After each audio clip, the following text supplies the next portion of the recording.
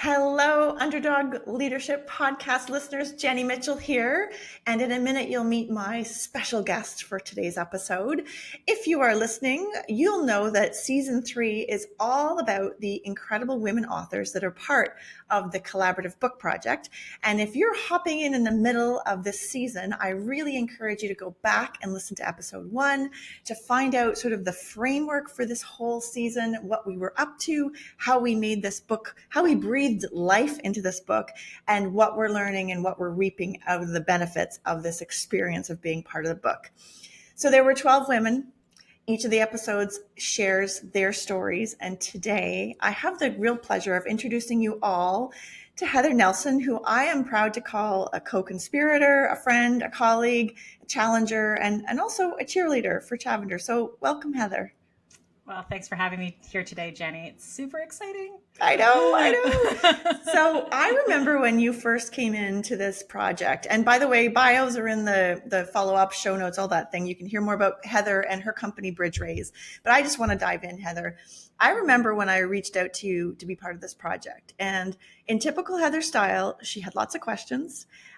She wanted clarity on some things. That's something you can always count on Heather for with her work. But I had this sense right from the beginning you were in. Was I right about that? Yeah, you know what, Jenny? I want to even dial back further. I remember the very first thing I read was you sending like a super vague email that mentioned a book. And I was like, I wrote back and I was like, what the heck's going on? And I almost felt at that moment that I was like, somehow we were going to do something together with this. And I didn't know if this was going to be us each writing our own book and like helping each other or what was going to happen. Like I really didn't know, but it was like, sometimes, when you read or you see that thing and you just like, this was meant for me. Yeah. I felt that. Yeah, that happened. And yeah, I think you're right. I knew, even though I was asking clarifying questions, the decision had been made. And I was more just like, you know what, on some level doing the due diligence, I think, you're expected to do in a way as much as anything. But yeah, I also felt that for sure. Oh yeah. And it was just, like, this project has been such a joy. For those of you that are, just listening along here, the book I have had this book in my head for years, Heather, you know that, but it was how to do it. And you and we were joking earlier that our stories are actually quite similar in the book. This idea of collaborative leadership, having the confidence to lead with collaboration. Your business is based on that, right? And training and support. And so it just seems very appropriate to have you as part of this. And we get a chance to have this conversation today. So just really excited about that.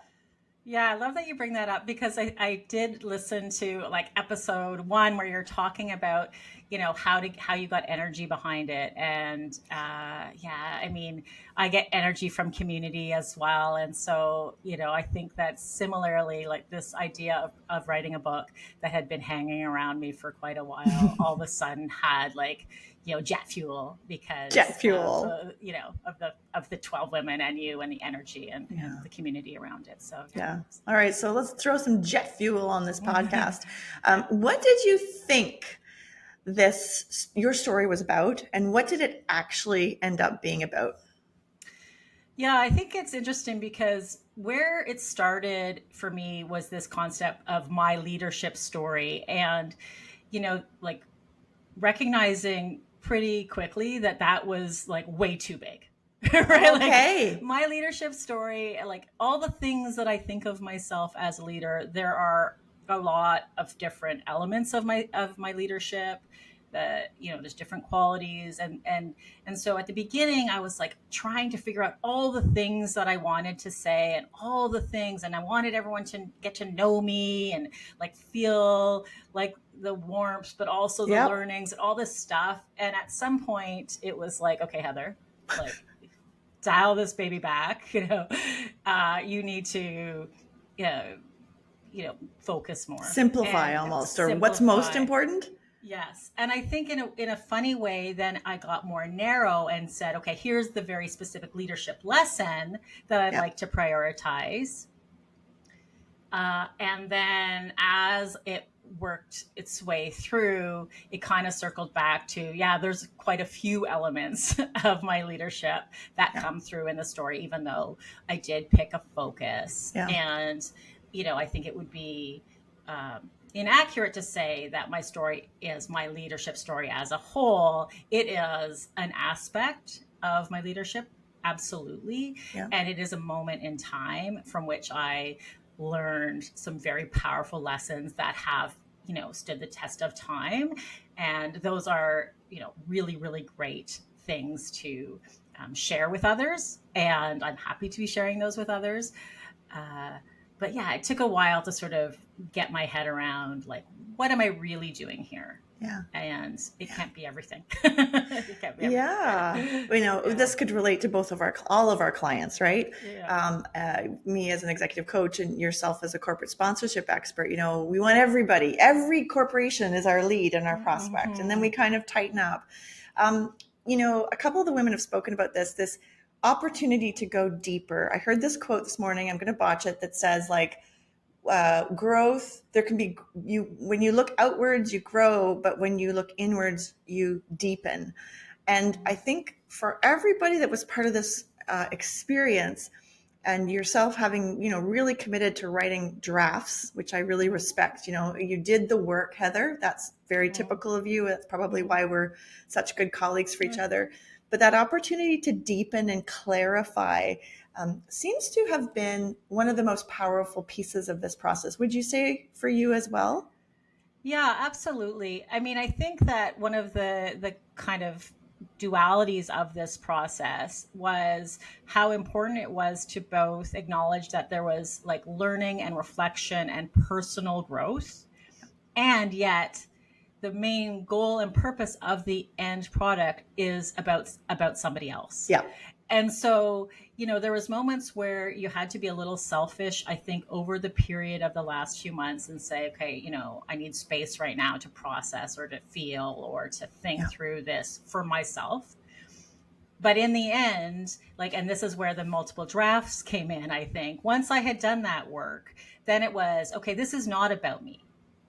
This is for others, right? I'm trying to share, as you say, pay it forward. I'm trying to impart something that I hope will be helpful for others. And so it had to, at some point, stop being a reflection and a deepening.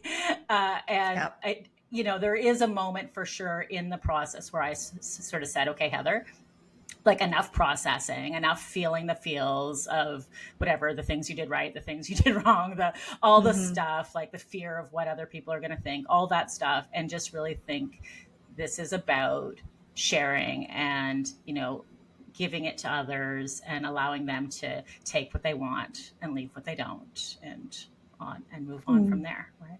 How beautifully put. So, listeners, we wrote this book for you. We really focused, and I know Michelle would always say, the reader, what will the reader take away? What does the reader care about? How will they be changed? Not how will we be changed? Because I really do think there was a pay it forward energy in the room when we set this up. Heather, you're going to read us a little excerpt. And just before you do, could you just set the stage for us in the middle of your story? Yeah, so I'm going to go back a ways to coming back from maternity leave. My child's now 15, so that was some time ago. And I was taking my first director position at a national food security organization. I was the first full-time fundraiser there. And it was, time to really put, corporate fundraising on the map at this organization. And I'm going to specifically, in this case, talk about a partnership that was national in nature. It was very complex. And, I went into it not really knowing what it was going to look like, how it was going to come to be, but really, really wanting it very, very badly, and believing it would make a huge difference for food security in the country. And I really wanted that to happen.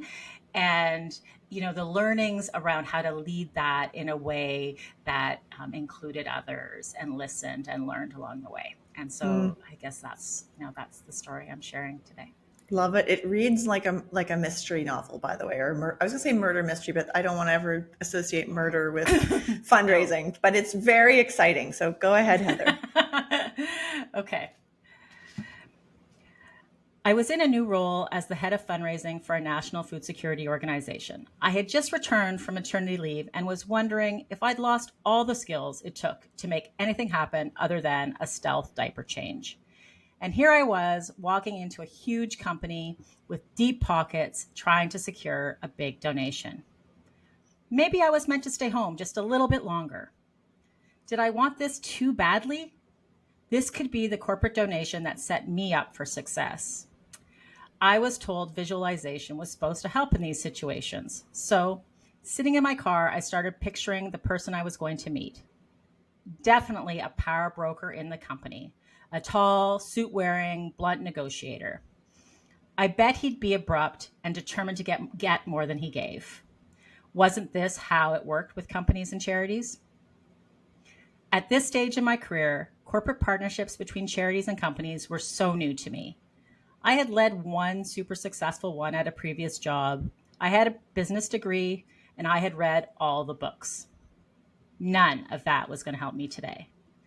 I really just didn't have enough experience to know exactly how this sort of partnership could come together. What I knew is that my charity had value. I believed that any partnership needed to benefit both organizations. It needed to meet the mission of my charity and the goals of the business. I knew all of that, but would I be able to get that message across as effectively as I needed to? Would I be able to stick with it when pushed? I really just didn't know. I had never had a meeting this important. Why didn't I ease in with something smaller? As I walked into the building, I was definitely picturing some version of Gordon Gekko from the Wall Street movies slamming his hand on the desk and asking for everything as I skulked out of the office with the worst deal ever for my charity. In a dingy room with yellow walls and fluorescent lighting, I sat on a plastic chair and stared at a blank whiteboard and waited for Mark to come in. I had talked to others on my team before this meeting, and there was definitely mixed feelings on whether this company was the right national partner. I believe that this partnership could be a huge financial win for my organization, its mission, and for my fundraising objectives. It would be the very best way to establish myself in my new role. Mark walked in, totally relaxed, wearing a blue shirt, sleeves rolled up, and a gentle accent, a warm smile. Sitting across from me, he was warm and disarming. Not Gordon Gekko. Not the person I had pictured. He was someone who wanted to talk and learn and share. My intimidation washed away, and we got down to business. Mark had done this before, he explained. We are a national retailer and want to give food to food banks all across the country. We know we have the infrastructure to do this, but Canada is big. There are local issues to consider. We want to work with an organization that can make this happen with us. My excitement mounted. I could see it now. The financial investment in my organization, the positive impact on food banks all across the country, it would meet both of my objectives. The path to success immediately started forming in my mind. I could lead this project. I could make this happen. We talked about what was possible now and in the future. We mapped out possibilities. I could only see all the ways this was going to work. I talked faster and got more excited. My vision started to form. My vision had more food and money to food banks and ultimately to people all across the country. I knew Mark believed it too. He was going to be my partner in achieving it. After the meeting, driving to my office, blasting loud music, I pictured the celebration when I told everyone about the funding, the food, and the big opportunity. I arrived back at the office so excited, so proud of myself, so relieved. I'd done it. I'd raised money. I'd started to build a relationship with a company with huge potential. Knocking on my executive director's office, beaming, I said, the meeting was great, and I closed $100,000 in support. And don't worry, it's just the beginning. This is going to be huge. After expressing her congratulations, she immediately brought my other senior team members into the conversation, our programming and marketing leads. They did not join in the celebration. They both began to share their concerns. They could see so many challenges. Their excitement of my big win was very muted. My stomach dropped. I left her office, so disappointed. The smooth and easy road to my vision was not shared. My excitement was not contagious. I was sullen as I drove home. Over the coming weeks, I tried to figure out how I was going to bring my vision to life. There So we go. good. So good. Thank How do you feel reading that through? Just curious. Yeah, I don't know, I feel butterflies, and I kind of feel like back there a bit, but Yeah. also with this benefit of hindsight because I know what happens. I mean, I think it's, yeah, there's so many emotions, and there was so many emotions then. And honestly, as part of like my leadership story or my leadership style, I have a lot of emotions about things, Yeah. right? That is part of who I am. And Yep. so yeah, that excitement and that like, yay, we're going to get this to happen kind of energy. I feel it now. And I feel it. Well, I feel it a lot. There's so many people, I think, listening to this, Heather, that can relate to that, how excited you are and how you are so deflated.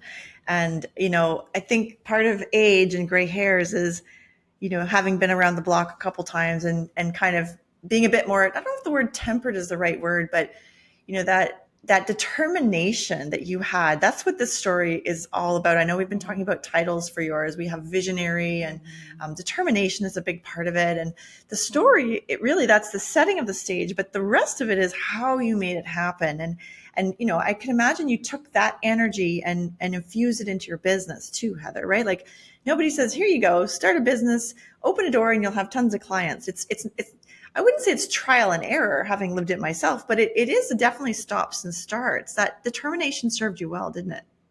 Yeah, absolutely. There is, like, I sometimes use that word, like persistence, determination. Like there is in the story of my fundraising career, this particular story, and certainly as an entrepreneur now, that determination and persistence through setbacks or through like the Yeah. roller coaster is an important part of who I am, and recognizing that. And I think, yes, as you say, like once you've had a few more experiences, each one of those like dips or moments of disappointment, you acknowledge them, but they don't stop you from going. And, or they don't stop me from going. They're just like, And don't stop okay, me either. yeah, exactly. Like if you're, I think entrepreneurs really have to be good at that. And frankly, fundraisers do as well, I right? You're do. going to get no's. You're going to Yeah. have meetings that don't go great. Yeah. Like, Yeah. this is that sort of, okay, we gather that data, Yeah. we take it in and we figure out what's next,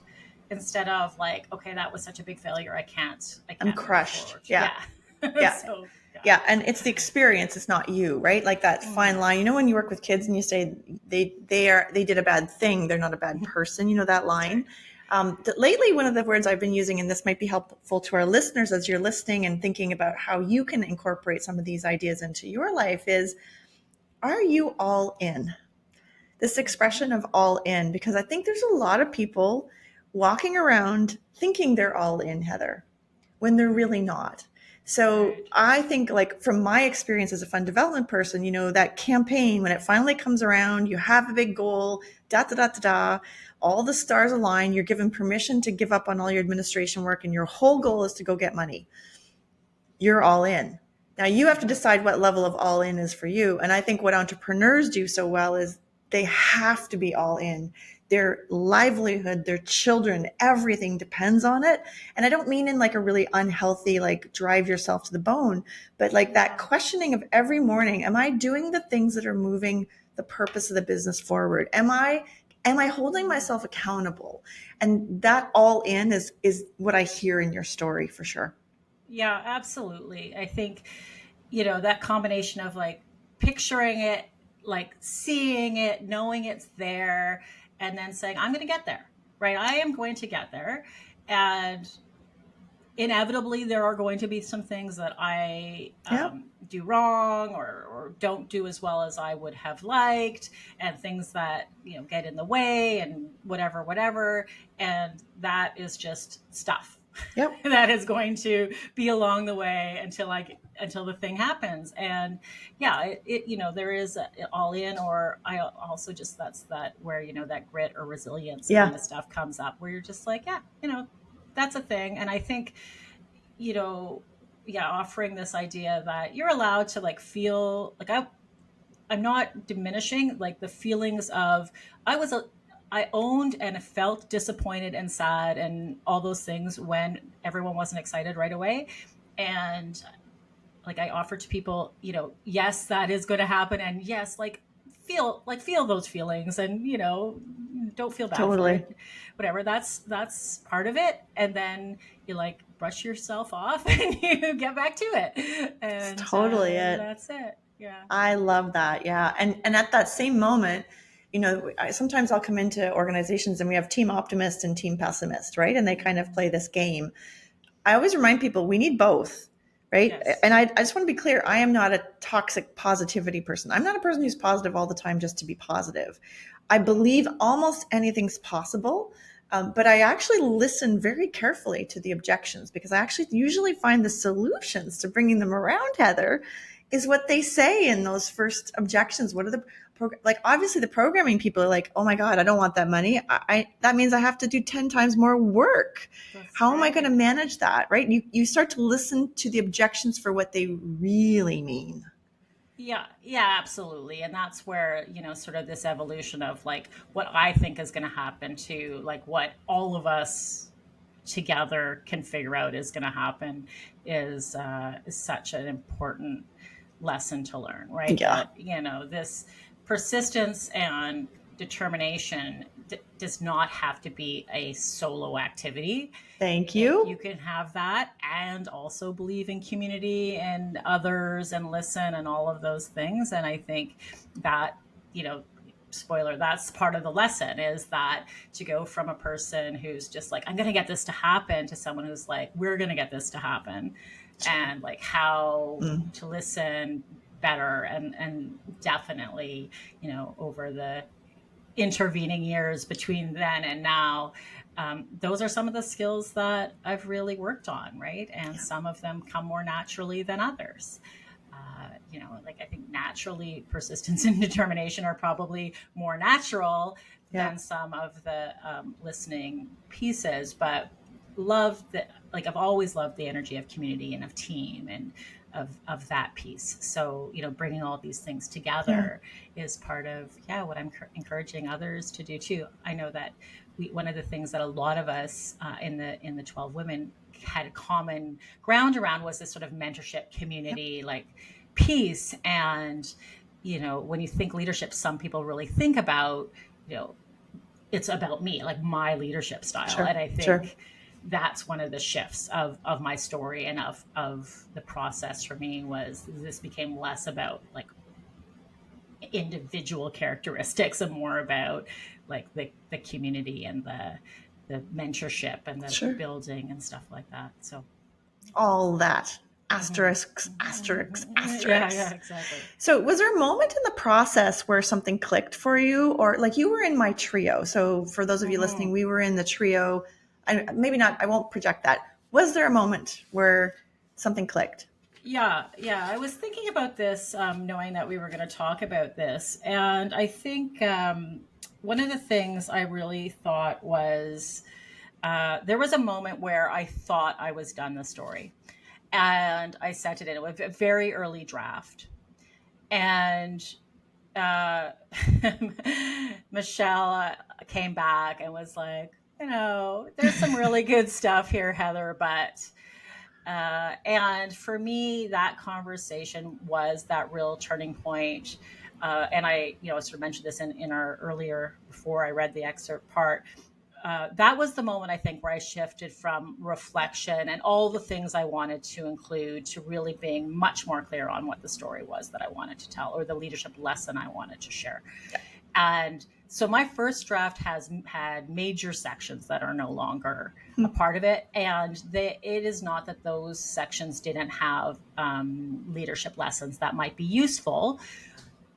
However, they weren't the core, but they maybe were things I needed to get out. Yeah.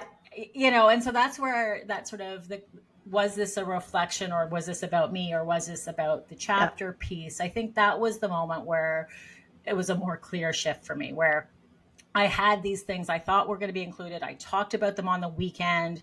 I was relatively committed to all of them.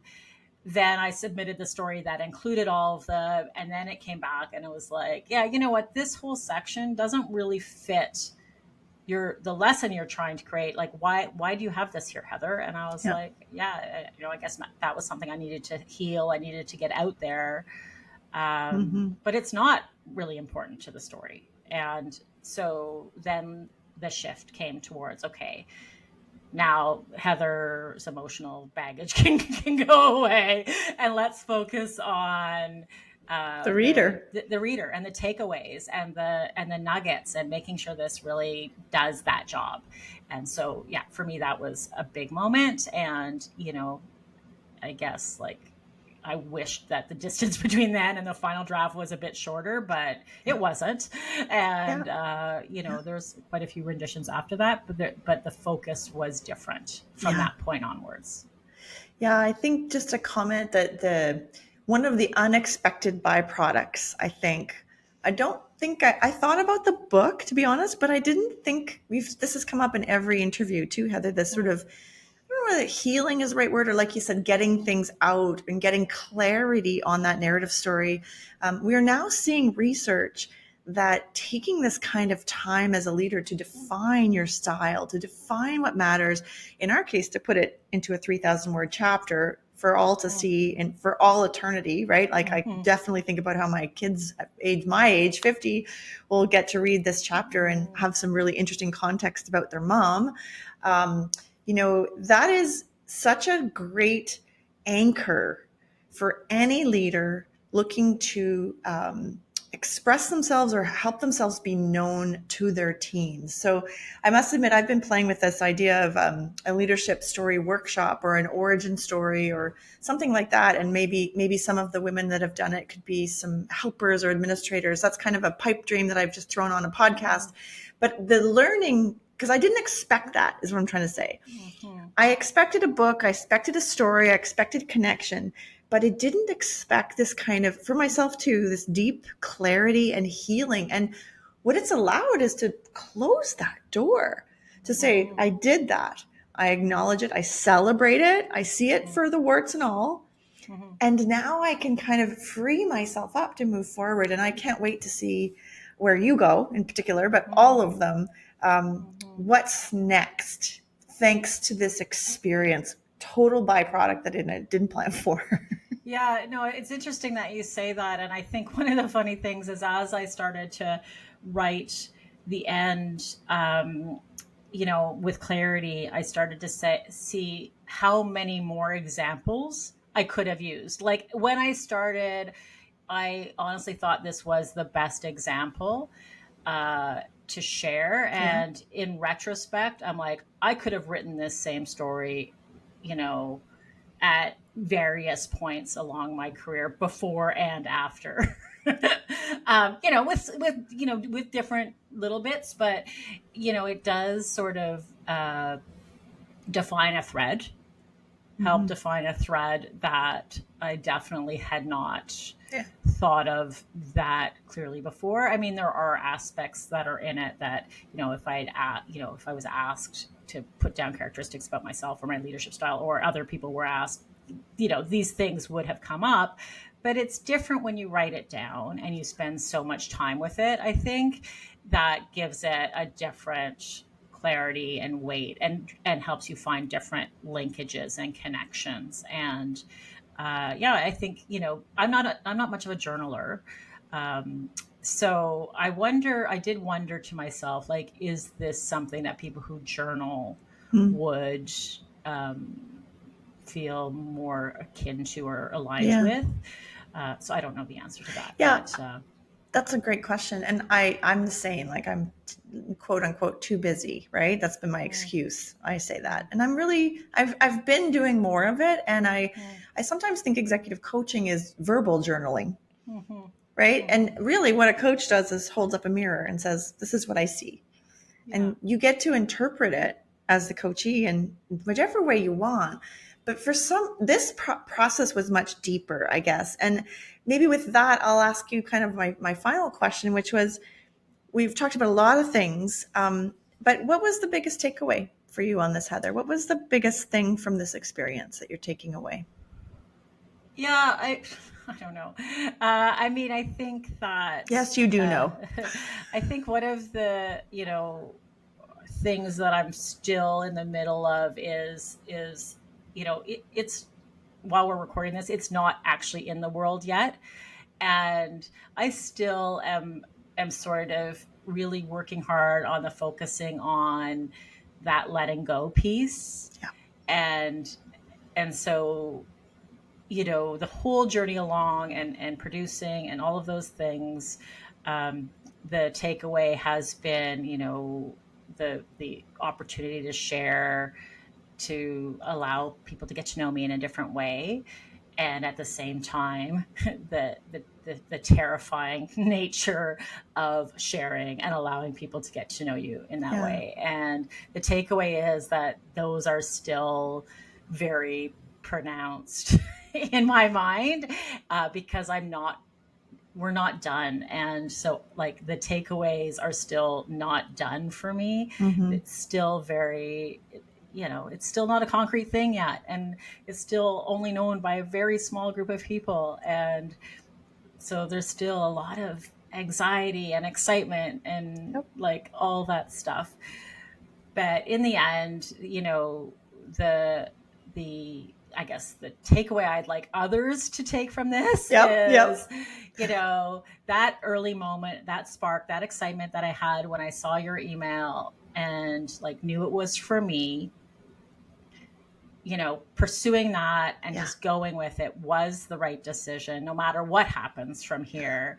And I encourage others to do that. Like if you have that moment where you're like, this is a super cool thing, and then you start thinking of all the reasons. Things, all the terrifying things, all the what if I don't have enough time, the blah, blah, blah, like the stories that you're going to tell yourself, you do it anyway. I did it anyway. I'm very proud of myself, no matter what happens with me, but I did it anyway. And yes, and that's part of the leadership story I want to tell, right? Yeah. You have an idea, you're excited about it, and you do it anyway. And you do it anyway, even though you're uncomfortable, and even though it creates, that whole idea that the growth happens in the zone. If you really want something, Heather, this is what we're talking about. If you have that visceral feeling, follow it, find it, embrace it, trust yourself. You trusted yourself. We think with our reptilian brain, we feel with our reptilian brain, and then we justify it with the other parts of the brain. That's right. And I love that you honored that. And this project for me has been very much like that. When I signed on, when I put the down payment down, Heather, this is personal stuff. I had nobody committed. I had 0 out of 12. Right. But I knew in my heart of hearts that there was something here for me, and something that I was almost always meant to do this. And it became very, very, it was organic. It was clear. Its path made itself available to me. And I think you'll find, if you're listening to this and you're curious, there's a lot of great examples from each of the different women in different styles about determination, confidence, and like a newfound confidence, stick-to-itness, enthusiasm. Just, how hard it is to be excited about something these days. Like, there's a million reasons why you shouldn't be excited. There's climate change, And what I love about your story is sort of the honesty of how hard sometimes it is to be positive and optimistic, and then how you work through it. And that's my big takeaway for you, for your story. And I just want to put a shout out there to BridgeRaise too, because I'm sure there's lots of people that come to say we want to work with you, but we either have no money or we don't have any prospects, all that stuff. And you are the harbingers of opportunity. I have no doubt. Yeah. And love getting excited with them for the possibilities. Excited, yes. Right? So how can people get in touch with you? Well, as you've nicely said, my company is BridgeRaise. We're a corporate fundraising consultancy. We help nonprofits raise money from companies. You can find me on LinkedIn. Actually, you put in Nelson Heather in terms of the code. I know you'll give them the link, Heather Nelson. And my website is bridgeraise.com. So we'd love to have you find us. Amazing. So thank you, Heather, for being my guest today. It's been a real pleasure. Thank you, listeners, for making it all the way to the end of the podcast. You know, you can always reach out to me at jenny@chavender.com. That's Chavender like lavender, but with a CH at the beginning. I do hope you'll go back and binge watch all the other episodes, all the other amazing women. We're getting to the end now with Heather here. There's only a couple more. And how have you been changed from this experience? What have you taken away from these episodes? What small shifts, small commitments to yourself have you made thanks to these episodes and these amazing women sharing their stories? Listen, folks, thank you, Heather. It's been a pleasure. Have a great day to all our listeners, and we'll see you next time on the Underdog Leadership Podcast.